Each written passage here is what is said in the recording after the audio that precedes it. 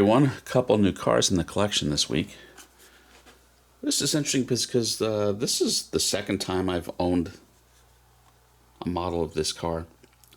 This is the Mercedes-Benz C36 AMG, the W202 generation, and I had it for a long time, for like 15 years, as a model by UT, a semi-opening diecast where the doors opened and the hood opened. But I sold it like at least 5 years ago because I didn't have the box for it and I wanted the space. And I did want it back, and they became relatively rare, and people wanted about $100 for it. And I wasn't in love with that idea. But Otto recently released it, and it's sealed resin, so some people might prefer obviously the UT, but I mean only really the doors and hood opened. And in many ways, this is a better, more accurate representation of the car. I always really liked this car in real life. It was an E36 M3 competitor. Back when numbers on Mercedes actually meant something, the 36 meant a 3.6 liter, straight six, almost 280 horsepower. So these were pretty quick. It was just hampered in this country by being automatic only, which would make me choose an M3 over it right there. But yeah, pretty good job by Otto. Wheels and tires are pretty good, pretty accurate. This is now also made by Norev in fully opening diecast. But I think the wheels are a little inaccurate on the Norev. These are pretty good. Interior, from what you can make out, it's pretty good. Let's see what the production run is. Again, man, they do a much bigger production run than they used to. 3,000 instead of the 1,000 that they used to. Pretty low production number, car number 28. Now, it's funny is this was on eBay from Diecast Wholesale. Retails $129, and someone returned it because this sticker insert had fallen out. So they took the effort to return it over what took 38 seconds to put back on. No glue, no nothing. And so I won it for I think $80. Not that price. I'm not mad at it.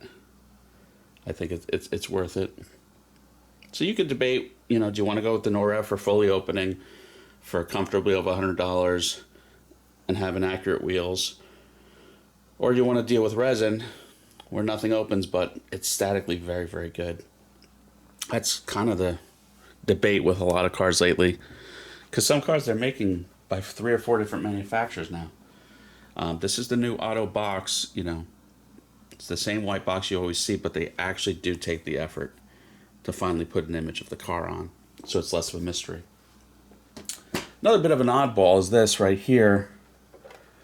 This is an Opel Omega B, and I'm a little light on Opels, and I have it because Cadillac made this car as the Cadillac Catera, and I don't think they'll ever make a diecast of that, because really the difference is some badges.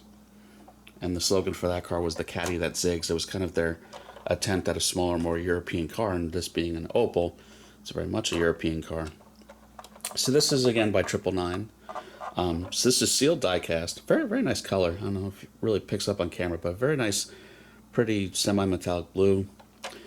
So it's sealed, nothing opens, but at least they do give you steerable wheels. Interior is pretty good.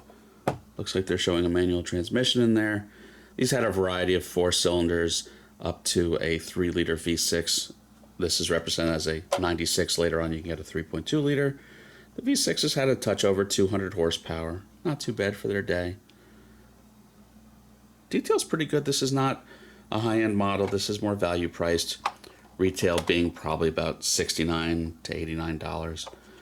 But by the time they land on eBay, a lot of people want 100 or more, which I don't think is worth it. I got this from Model Car World for I think about $40 to $50, which at that price I'm not mad at it. I think it's worth it. I mean, who else is really going to make this? It's a little bit obscure. Like I said, I've been light on Opels lately. If you've seen my full collection, my Opel row is pretty light. But yeah, pretty neat piece. The packaging on 999s is a window box, like so. The bottom plaque is marked 1996, Opel Omega B. These are not limited runs, they're not numbered, nothing crazy. kind of a value price model, but still needs to have in the collection. So that's it for this week, everyone.